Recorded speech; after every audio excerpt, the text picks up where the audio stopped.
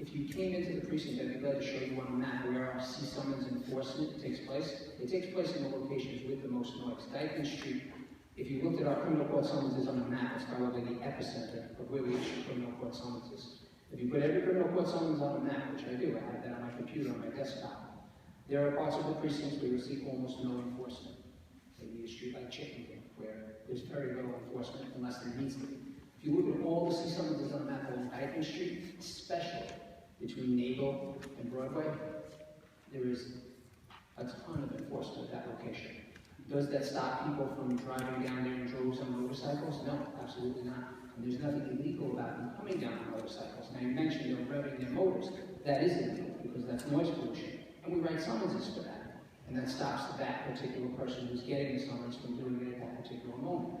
Doesn't stop people from coming down to Dyken Street on motorcycles. And obviously, I don't have an officer there all the time. Now, if you look at that location, I'm certain that you see our police cars going up and down with the turret lights on, moving cars along that are parked at that location. You mentioned, you said Broadway and Dyken.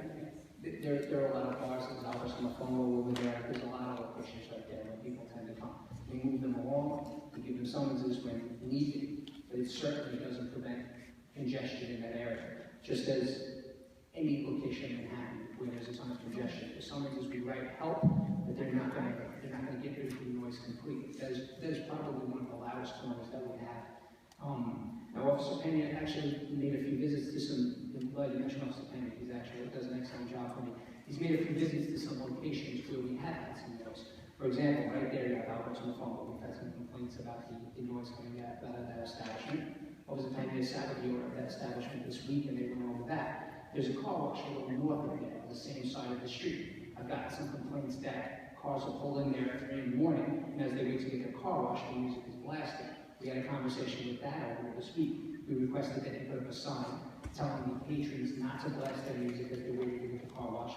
And we also asked him to have his midnight manager instruct people to turn the music down as they're waiting for a car wash. Tell them basically, if you're going to blast your music, we can't wash your car.